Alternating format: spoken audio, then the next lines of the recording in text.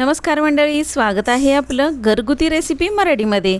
तर आजची आपली मस्त अशी झणझणीत आणि झटपट बनणारी रेसिपी आहे ती म्हणजे गावरान पद्धतीचा झुणका। आपल्या महाराष्ट्रामध्ये सर्वांच्या आवडीची ही डिश आहे। अगदी झटपट सुद्धा बनते आणि चवीला तर अप्रतिम लागते। आणि गावरान पद्धतीचा जर झुणका असेल तर अप्रतिमच।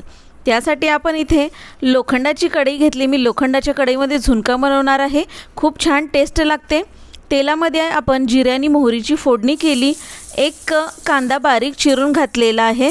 झुणका आपण किती बनवणार आहे त्यावर आपण कांदा ठरवायचा आहे। इथं मी 2 लोकांसाठी झुणका बनवणार आहे, त्यामुळे मी एक मोठा कांदा म्हणजे मध्यम आकाराचा जो कांदा असतो तो बारीक चिरून घेतलेला आहे। हा कांदा गोल्डन होईपर्यंत आपण याला चांगला फ्राय करून घ्यायचा आहे।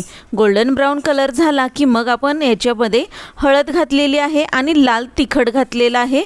जे आमचं घाटी पद्धतीचं लाल तिखट असतं ते मी इथं 2 चमचे घातलेलं आहे। झुणक्यामध्ये खूप जास्त मसाले किंवा काही पदार्थ घालण्याची गरजच नसते। या 2-3च आपल्या मसाल्यांमध्ये इतका सुंदर आणि टेस्टी आपला झुणका बनवून तयार होतो। आता यामध्ये मी 1 ग्लासभर पाणी घातलेलं आहे। हे पाणी घातल्यानंतर छान अशी याला उकळी येऊन द्यायची बरं का आधी। आता मीठसुद्धा लागलंच घालून घ्यायचं यामध्ये। नंतर आपण काही मागून घालायचं नाही आहे, कारण नंतर घातल्यानंतर ते मीठ याला व्यवस्थित असं लागणार नाही। या आदनामध्येच आपण मीठ घालून घ्यायचं आहे। आदनाला चांगली उकळी येऊ द्यायची आहे, झाकून ठेवायचं म्हणजे छान अशी उकळी येईल। उकळी आल्यानंतरच आपण यामध्ये बेसन मिक्स करून घ्यायचं आहे। त्यासाठी आपण थोडीशी यामध्ये कोथिंबीर आधी घालून घेऊया। नंतर मी 1 वाटी बेसन घेतलेलं आहे आणि विस्कसुद्धा घेतली आहे बघा। यामुळे ना छान असं मिक्स करता येतं, अजिबात गाठी वगैरे होत नाहीत आणि खूप छान आपला हा झुणका एकसारखा तयार होतो। तर थोडं थोडं बेसन घालत मी मिक्स करून घेतलेलं आहे बघा। अशा प्रकारे आपण छान असं मिक्स करून घेतला ना एकदा छान झुणका की मस्त आपला झुणका टेस्टी लागतो, एकसारखा तयार होतो।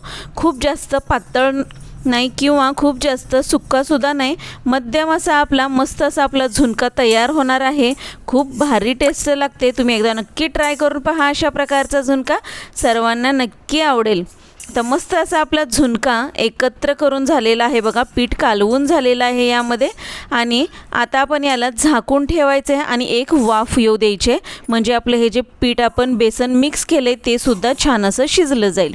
आणि मस्तपैकी आपला झुणका तयार झालेला आहे। खूप भारी टेस्ट लागतेच, पण आता वाससुद्धा एवढा मस्त यायला लागला आहे ना की कधी एकदा खाईन असं झालेलं आहे बघा।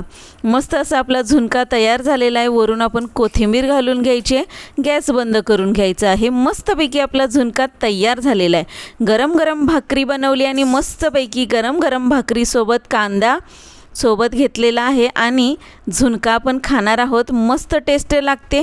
तुम्ही एकदा नक्की ट्राय करून पहा। ट्राय केल्यानंतर मला एकदा कमेंट करून नक्की सांगा बरं का कसा झाला होता झुणका। आणि माझे व्हिडिओ तुम्हाला जर आवडत असतील तर माझ्या व्हिडिओला लाईक, शेअर आणि सबस्क्राईब करायला मात्र अजिबात विसरू नका, कारण अशाच प्रकारचे कमीत कमी साहित्यात खूप छान टेस्ट असणारे पदार्थ आपण आपल्या चॅनलवर अपलोड करत असतो। तर ते पदार्थ तुम्हाला सर्वांना बघायला मिळतील आणि पटकन बनवता सुद्धा येतील। तेव्हा नक्की ट्राय करा।